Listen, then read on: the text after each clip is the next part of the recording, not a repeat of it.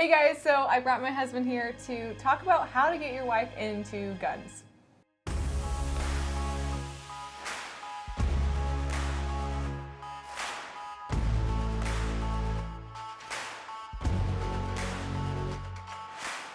That's what I did. I got her into guns. He's the reason I am who I am. I'm sorry. Okay. So, sorry, I didn't think about how we wanted to start this. Okay, so tell me from your perspective, our first date was shooting. Yeah. So, Do you want me to recap the first date? no, but Because no, please don't. No, we can. So I guess that's where it started. To preface, you had shot a gun I have. before. Yeah. A single one. I think it was once, yeah. Yeah. So So, but for somebody who, because our first date was shooting, so Yeah. for somebody who is already married, they already have this relationship, they already know each other, the husband is into firearms and the wife is hesitant to get into them, and he wants her to get comfortable and get into them, how would you, what advice would you give them? Yeah, Or how would you so tell them? I'll say this, the way we got into firearms was very different than what how everyone else would.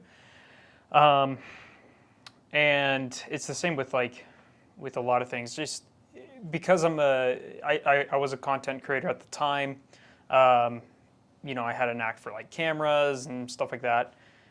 It was far easier for me to get with the right crowd of people who taught us how to shoot rather than kind of just going by it myself. So I would say that helped not just me, but you a ton. And to kind of preface this, Alyssa and I got into firearms pretty much at the same time. I had bought my first AR-15, my first gun, when I was I think I was 19 at the time is when we first met. Yeah. So I left that, been almost a year on my own, wanted to get a gun just because it's something I wanted to do. It wasn't a hoorah patriotism.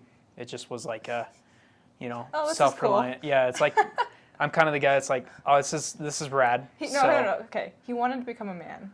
Yeah, that's That's it. the Couldn't real grow a reason. mustache, so I was all right, compensation, here we go, compensation station. But yeah, it was one of those things I was I just always had a curiosity for firearms, and I got into it. So I had bought my first AR-15, and then Alyssa and I had just swiped right on each other on a dating app. And so I was well, shoot. I think an awesome first date would be, let's go shoot my brand new AR-15 because I'm a man and I need to show you how manly I am. And we went and bought, we went to the dollar store, and our the date idea was basically buy something that had a story behind it, for $1. And anyway. Something that represented us. Yeah. We went out at most, I won't say stupid people, most first-time gun owners or buyers, you go out, you shoot garbage. Hopefully you pick it up, because we picked it up. But hopefully you pick it up. Yeah, we did. We did. Yeah, I was a Boy Scout at that time, so I was on my honor, do my best, But yeah, so we went out to the desert and just basically shot. I don't know why she went with me, because at that time I was a stranger, right? And that was our first date. Stupid.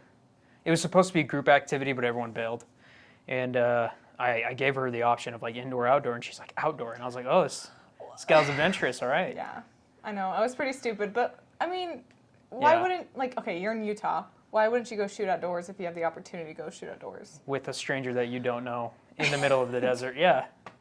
Seems reasonable. Okay, well, I was stupid back then. Don't be that stupid. I'm lucky I caught you, before you did that with somebody else. Yeah. Anyway. Anyway, okay, where are you going with this? Yeah, so basically, we both experienced the firearms journey together, and I think that helped. I wasn't coming from an authority standpoint where most guys are I've been shooting for years and years, and I hunt books and blah, blah, blah, and, dad and grandfather and father. I come from California, so, yeah, say what you will, but, transplant to Utah, love my freedoms, but, my family hasn't had a firearms ownership history. And so, what I knew about firearms was like movies and Call of Duty. I knew So not safety. reality. I knew safety because Okay, I that's had good. like Boy Scouts, like, background. So like I was around firearms at a couple points, and so I learned the basics of safety. Don't point it at anything, magazine chamber, everything. Like make sure the condition, finger off the trigger, like that basics was like drilled in. So that was good. He was safe. Yeah. Yeah. But yeah, as far as like, we both were like nervous because that was our first AR-15. I just bought it You were secondhand. nervous? Oh yeah, I was a little nervous. I didn't show it. This I is was the a first little time nervous. I've heard that. Well, I had just bought this gun from a guy, and it was a cheap AR-15. It was a Ruger MPR 556 is the classification, just an AR-15 from Ruger, but it's super cheap, secondhand. So I bought it off a dude, and had a cheap optic. It was great. This was before I got into Gucci stuff, and yeah, it just kind of started there. So what I'm trying to get at is like we both were starting from zero, like zero experience. Well, other than the basics, but like we both were pretty equal. Other than her taking 15 minutes to shoot her first don't round. talk about that. But anyway, I'll digress. But I think that has a huge point from it. And I'll tell you, from like a guy's perspective, like you want to be macho, you want to know everything. And I think what turns off, or like, I worked at a gun range, and so I got to see a lot of people come through. And I got to see a lot of people who are on dates come through. And what I saw and observed, even in myself, was like kind of like that whole I know more than you mentality. Mansplaining. Yeah, and also that too, mixed with like I want to show off as much as I can, and so I'm gonna shoot the biggest thing, the loudest thing, machine gun. Like I worked at a gun range that had machine guns, 50 cals, you can shoot all indoor, and so guys would typically, for like a date idea, grab a 50 cal or grab a machine gun, and this would be the girl's first time experience shooting guns, and their first time experience was shooting a machine gun, and keep in mind, like, if you guys shoot a lot, guns jam, guns like malfunction, it's not a scary thing, it just happens, right? So, and at the range, it happened a lot. We had like rentals.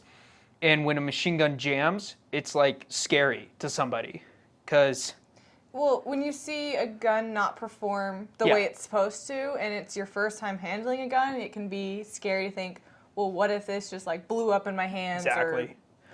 Or a squib, or like all these things. So, but yeah, I won't take too much time explaining it, but I think it's like you just got to drop the ego and then like start from zero.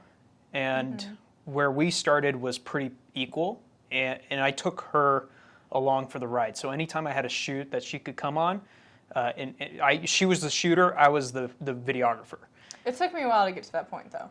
Yeah, but like I kept asking you, and eventually you said yes. And I think Ohio Range Day was like the biggest click for you. It was the scariest thing I did. Yeah. Yeah, but it definitely pushed me past a point. But you have to be careful because you don't want to push someone too much. You don't want to force someone into it.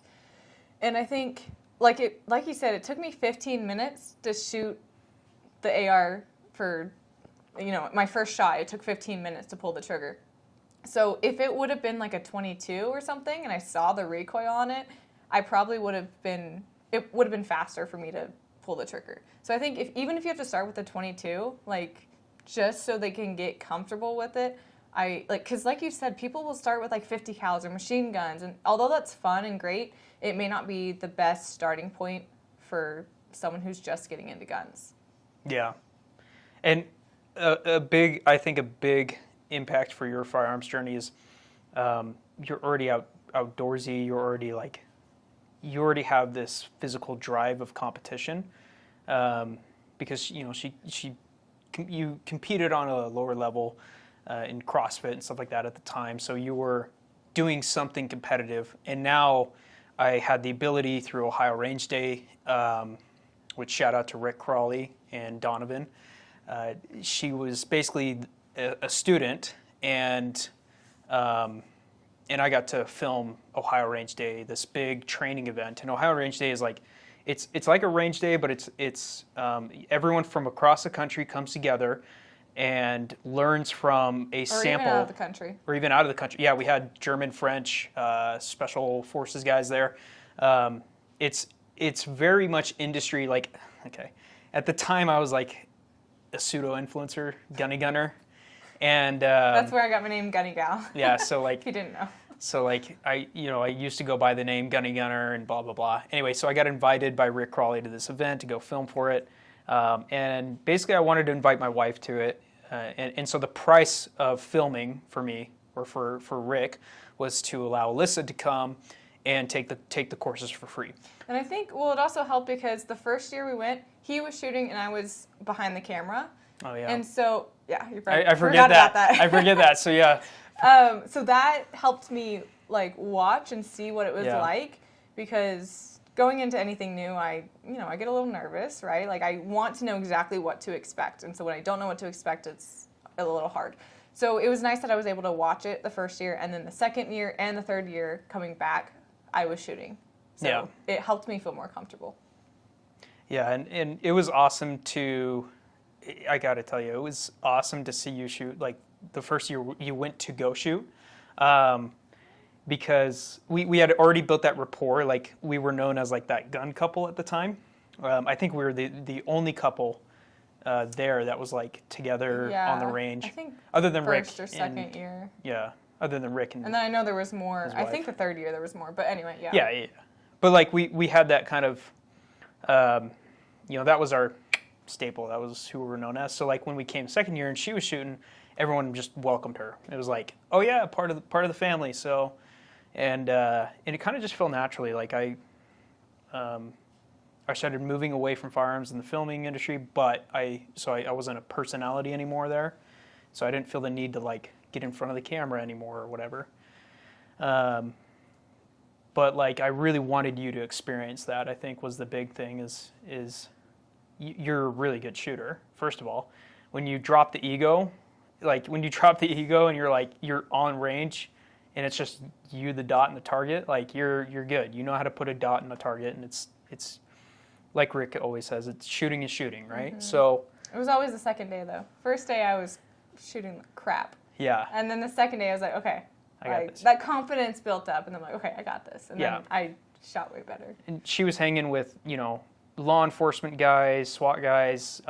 Like we said earlier, there's guys from other countries. Like there's a bunch of German and French special operations guys that come. This event is it's a big internal event. It's not like SHOT Show where it's super public. It's like it is public, but I mean, You have to apply, Yeah. and then you get accepted into it. it's almost like there has to be a reason for you to be there. And so the fact that we got in as like civilians, like we're no military experience, we're just a couple with a passion for it, was awesome. And we kind of made it a tradition, except for this year. I think we make it this year, but It's okay. yeah, it's kind of a tradition of ours to at least try and make it out every year.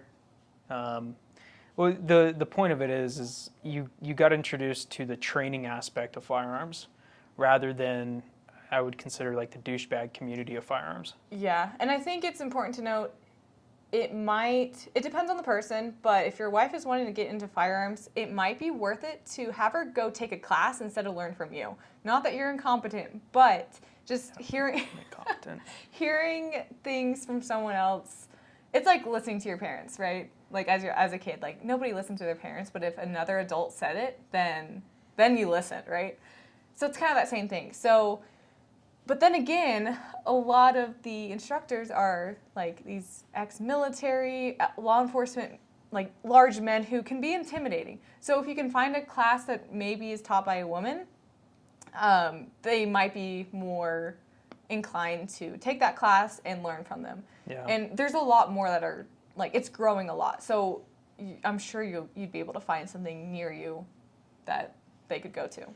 Yeah, and the barrier to entry is not that hard. Like, you do not need to be special forces. You do not need to be law enforcement. You don't need to be SEAL Team 6 to I wouldn't say hang with these guys, but like shoot with these guys, The firearms community, the right community, I would say, because there's different there's different sectors of it. Yeah. But the right people will train anybody who's really passionate about it, and who is seeking knowledge. Like, Yeah. And that's not to say that any like ex-military or law enforcement or any of those guys they're bad instructors. It just can be a No. little intimidating. Like I am so thankful to be able to be taught by Rick and Donovan Yeah. and Mark and Philip and all of those people. So like they are great instructors. It just when you're first getting into them, like even myself, I was like, I don't know, like Rick is gonna be like, I don't know. Anyway, it was just Yeah. kind of intimidating to be like thinking about taking a class from them. But over time, it got more comfortable, and I learned a lot from them. So yeah, the instructors you have access to is huge. And if you don't have instructors, let's say somebody who can't afford to fly out to Ohio, can't afford like thousands of dollars a course, maybe has just enough for ammunition. I would say again, I don't think I forced you into firearms. You had kind of that natural. You did push me. I did. I more so gave you a ton of opportunities. There was just so much opportunity to like shoot, and it was more so I just wanted to hang with you and be around you rather than I never thought you'd blossom into who you are right now. And tactical games and all this stuff, you're far more. You're more badass than me. I but, didn't either, to be honest. So. Yeah. But I mean, like, my intention was more so to just like we're best friends, and so I just wanted to hang out with my best friend on the range. The same thing with cars, like now that I'm doing the car stuff and pickleball, You just want to share it with me. Yeah, I want to share my life with you, and vice versa. You want to share your life with me, and so we're very involved with. I'd say our relationship is very involved with each other, and so let's say even if we didn't have instructors, or even if we didn't, have the access to the things that we have access to, I still think that you would be like, not tied to my hip, but like we'd be hand in hand in going to the range, or we'd be hand in hand in doing what we pretty much do, because that's just the way that we are. Like I'm there for your CrossFit, and we train together, but we also, you're there for me with the cars and some of the needs that I have as well. So we got this little guy. Hey, dude. He's Say that on whining. camera. Such a needy dog. Yeah, we got the exchange. We got this thing, and then we have a German Shepherd, which is actually a cool dog. He's not. Well, anyway, so where was I going with this? I had some thoughts. We had training. We had no access So- training. So what about a woman who they have a firearm in the home, but like the man knows how to use it, but the woman doesn't, and she's like scared to use it or touch yeah. it. Like there's a lot of that, I feel like. And okay, I don't know. No, I So mean, as like, were you afraid of guns? For like when I was sneaking you in to my apartment and there was like guns all over my room, like were you afraid of that? I mean, yes and no. So like I knew you were competent, and so I wasn't scared that you were going to do something unsafe, but at the same time, at first I wasn't fully comfortable myself, and so I just wouldn't touch him at first. Yeah. But once I started, I think the like tipping point for me was when I really started to learn how it operates and how like if you know how the gun works, then you're more like you won't be as scared. And I think that's one thing people, even myself, we're scared because we don't know how it works and we don't have that knowledge. And so it's like the unknown is scary, basically. I think on that point, like most people, when they see a gun, right, you see it on TV shows all the time. Like it's very rare that a show or a movie competently shows firearm use. Like very rare. And we start pointing, every gun person I think points out inaccuracies, right? Oh yeah, you can't watch a movie now movie- and not point out the inaccuracies. Yeah, so like that tells me that majority of Americans or majority of people who don't know how to firearms works, like just think it's magic. You put the magazine in, and then all of a sudden this thing's semi-fully automatic, It's a machine killing gun. machine. Yeah. But in reality, it's like when you think about it, it's really Like there are certain functions that prevent a bullet from going off. And so just because the mag's in, for say, like you got a loaded mag, you put that in the gun, that gun's not ready to go. It physically cannot shoot a bullet. And I'm talking about a pistol specifically right here. So pistols are like, once you like play around, and I know this sounds bad, but you know, context matters. Once you play around with a gun like a fidget spinner, like you just handle it, you just like, you know the functions, you can rack, you know, like once you understand how that works, you start to understand, okay, even though mag's in, that thing is still not able to fire. Oh, Oh, sorry. I was going to say, well, even though mag's in, now let's say you put it around in the chamber. Can it fire? No. Now, most guns, and depending on the gun, like a Glock, right? Glock's got a trigger, like a safety in the trigger, usually. Not all of them have this. Some aftermarkets triggered don't. But you have to depress that safety, and then you can pull the trigger, right? Now that gun is able to fire. But even though a round is in the chamber, you got a fully loaded mag, whatever, that gun still, I wouldn't point it at anyone. Don't take this away. No. That's not what we're saying. But like, that gun is physically incapable of firing until the hammer is dropped, until something strikes that pin. It's so having that knowledge of like this thing is mechanically incapable of shooting around until I instinctually tell it to do so. There's like steps to building up that confidence with it. Yeah. And I think the biggest, like, I remember going to the range, and this is something you probably need to be aware of when we went out shooting. Yeah. You would like hand me a gun that was already loaded, like magazine in, like slide racked, ready to go. Like it's ready to go. It's hot. Yeah. And that was great because I mean you were wanting to do that for me and get it ready for me, but at the same time I had to learn for myself how to put the mag in, how to rack the slide. When I put the mag in, is there a bullet in the chamber? And figure out those little things and figure out how it works and how I need to manipulate it in order for it to fire. And so even though that was sweet of you to be able to like do those things for me, I needed to do it myself because I remember the first time that you didn't do that for me, I was like, Tanner, what do I do? And you're like, put in the mag. I was like, okay, like, and anyway. And then after that, I was like, is it ready? You're like, no, you have to rack the slide. And so like I racked it. I was like, okay, is it good? Yeah. So like, you kind of have to take it slow and realize that so they're at a different level than you. Don't be a gentleman. Don't do things for your wife. This is kind of what I'm hearing. Kind of let them learn on their own, but at the same time, like, educate them along the way. Yeah. Like, let them feel empowered that, like, they know how to do it themselves and they are competent. Yeah. I mean, first of all, just make sure you're sticking to the basic rules of safety, right? Always, I want to make sure, like, that is an unspoken thing we haven't really talked about, but, like, that's kind of a given. Like, always be safe.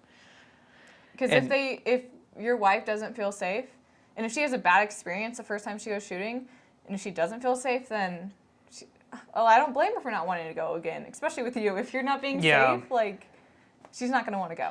But yeah, most importantly, like I would say, guys, just like practice unloaded, dry fire. Oh, yeah. Dry fire's huge. Dry fire is huge. Like before you go to the range, dry fire. Yeah, and like I mentioned before, even like starting with like a 22 to get that feel of like, even though it's a small recoil, get that feel of actually shooting a gun. Yeah. But starting with dry fire, moving on to maybe like a 22, and then go up from there. And then go to your machine guns and 50 cals and all that. Yeah. But later down the road.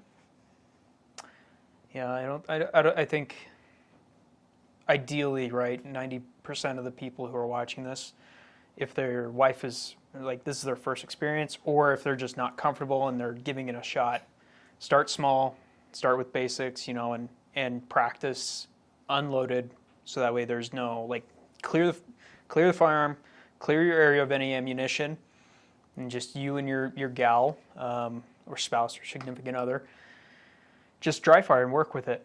Show them what a trigger feels like when it's pulled. Show them what a trigger feels like when the hammer's back and ready to fire. So like when you basically cock the gun, again, unloaded, you'll feel trigger feels different, right? When you can drop that hammer, you can know how it feels. You can tell them the functions. Like when the hammer drops, you'll hear in a striker fire, you'll hear that click, and you can teach them like, hey, that's basically a pin ready to strike. If we had a bullet in there, it would hit the primer, and so basically let them know what to expect. yeah, So yeah. But I think like, in my opinion, your spouse or significant other should be as competent in firearms, maybe not as accurate. I think you can beat me out. You're a little lower than me in accuracy. Yeah, sure. Hey, who's got a man card? If you guys don't know, a man card's a drill that Rick puts on at ORD. Ord? What did you say? ORD. Ord? ORD. ORD. I got it first try with an LPVO. Just saying. Yeah, I don't know how you did that. Don't know how you did it either. So anyway, but yeah, I think I can beat you. I think we're on par. We need to do... Okay, that's our next episode. Competition, please don't. Yes, we're going to do head-to-head competition. I would actually like to do tactical Comment games if I below had if time. you want to see that. I think the moral of the story, correct me if I'm wrong, is to start out slow and educate her and don't push her too much. I think maybe explain the importance of why you want her to get into them, whether that be home defense if you're out of town or just not home and she needs to defend herself and the family, then she needs to be able to use the firearm. So explain the importance of that. She doesn't, like, you don't need to push her into concealed carry right away, but even, like I said, just home defense. Or if it's just something that you want to just go out and have fun together, maybe just explain the importance of it, and then she might be more inclined to get into them. Yeah, for me, and I'll just kind of brace this real quick, but for me, firearms are much more about just being resilient. We kind of talked before this, but to me, it's just how can I be unaffected by the world? That's how I would like to live my life, is just unaffected by whatever happens. And firearms are just another thing that ensures, like, my whole life isn't based around them. You know, my whole personality, yours is, but just kidding. I'm just kidding. But, you know, it's like, it's just a part of life. It's a tool. I know people say it's a tool, but I feel like Americans specifically, like, they don't explain that well enough. And for me, what it is if I can just be unaffected or unswayed by the world, then that's what I want to be. Like, if I do not have to give up my morals, if I do not have to give up my land, the things I own, the things I can control, then I am unmoved or immovable or less immovable by the world. It's kind of like the difference between being, like we talked or gave the analogy, being a stone versus being a leaf in a raging river. And it's not like guns do not make me immovable or guns do not make me a better person or whatever, but it's one additional piece that contributes to the security of you know, my world. And that's kind of like firearms are like one piece of that puzzle. It's not the puzzle. Most people are like, oh yeah, I go to a gun if somebody's throwing fists. You don't know. But like, in my mind, I'm like, okay, I'm mentally prepared for all these levels of violence and how my family's going to stay safe. Preparation. Exactly. Basically. Yeah. Yeah. And I think for me, especially being a small woman, it's a lot about security. And especially with him, especially lately, he's traveling a lot, going to like Europe, so he's not even like in the country. And so, especially when he's out of town, you can like, sorry, I was like mumbling over my words. You can bet that there is a gun on the nightstand ready to go in case something happens. Thankfully, I have 2 dogs too, which help, and they can They're alert. They're like security systems. Yeah, exactly. But they're not gonna like fight off the. Anyway. Yeah. But the point is, I have to be responsible for myself, and that gives me so much confidence. And honestly, it's like really empowering. And so I wish more women understood how empowering it is. And I think if they understood that, they would be more inclined to become competent and learn more. Yeah. Don't force it. It's a big one. Don't Yeah. don't force it. Sometimes it takes years. It took you. I don't know. By the time she is where she is now, competent and like going out on her own and shooting and competing, like I don't know. I've been through 3 jobs. Like, it's been years. Well, we got through, what, it was 5 years ago? Yeah. It's coming up on 5 years ago. And so I didn't really start getting into them, like, fully, like, immersing myself into it Yeah. until, like, what, a year ago? I mean, you I can got argue I got maybe out 2 of the years, industry, and then she came right in. but- Yeah, it was, like, almost like as soon as he stopped, I think that's what it was. As soon as he stopped pushing me, I started getting into it, and I started to find my own voice in Yeah. the industry. I think that's really what it was, to be honest. No offense, but Yeah. I think that's what kind of helped me through. I know I've talked a lot, but we are in a unique scenario where like, most people I don't think will have the access right away. Like, we're 5 years into gun ownership stuff. Mm-hmm. So, like, most people, or I guess it's 6 years. 19. 5. I'm 25. 18. I'm 25. 2018. Yeah, either way. All right, 5, 6, whatever. But, We're coming up on 5, August of yeah, I 2018. feel old. But anyway, like because of the background that I think I have as far as a creator, like, I was able to gain access and network with a lot of people very, very fast. And I've still networked with a lot of those people, same individuals. And so that like, keep in mind, we're like in a unique position where I don't think a lot of people are in or will be in. And I don't want that to, like, I don't want people to think, though, it's only us. You know, I see a ton of couples getting into it. They're just not in front of the camera, or Yeah. like, you know, they're not creator or like content whatever people. And you know, I've seen couples all over the country be involved together into firearms in their firearms journey.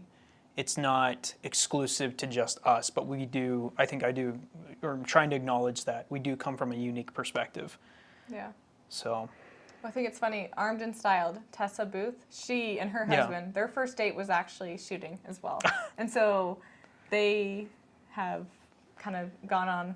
I don't know exactly what their whole story is, and I should probably schedule It would be fun to, get her on here. But Yeah. anyway, it's just interesting to see a lot of couples who are growing together and going through their own journey, but going through their own journey, but together as well. Yeah. So like with us, we have our own path, but we're also doing it like together. So it's pretty cool. But yeah, I don't know. You can't really force it, but no.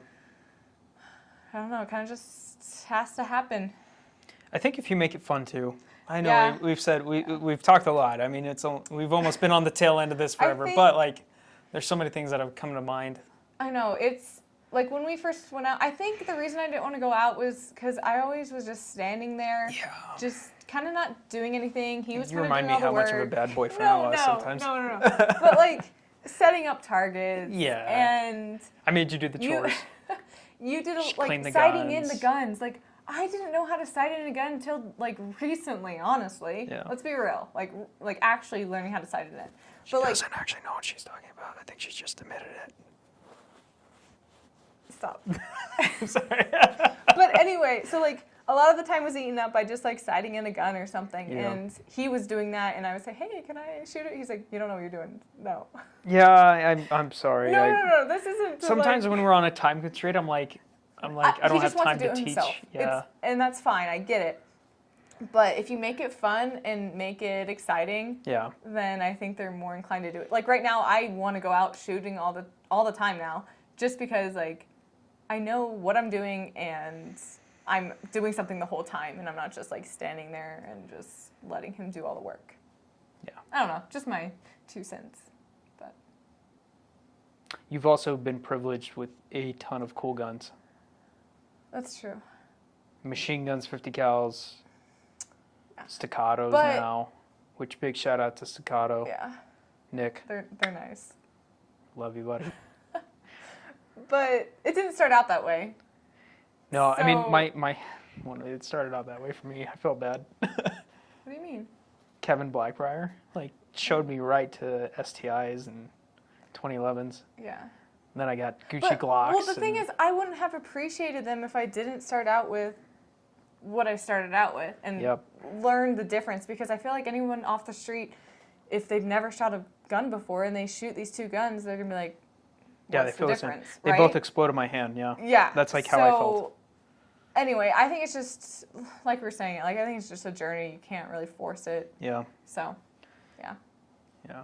I was less excited about like expensive guns when I started because I just didn't know what I was looking at.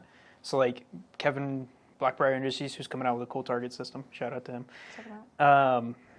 But he like handed me an STI, a golden STI, I think from one of the John Wick movies.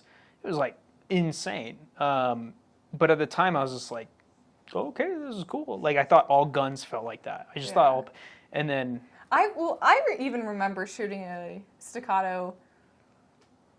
I don't know, when was that? Like Yeah. probably 2 years into it. 2 or 3 years ago, yeah. So, like, I honestly, no offense, but I don't really remember that experience too much other than a video I have because I really didn't know. Ow, dude, he's Oh, hey, scratching Hunter, me. Hunter, stop. Yeah, I was a But- combat master with Aaron from Anarchy Outdoors. Because Aaron was a STI dealer at the time. Was that it? I thought it was different time. It didn't have, it had iron sights, right? Yeah, Yeah. It was out in the desert.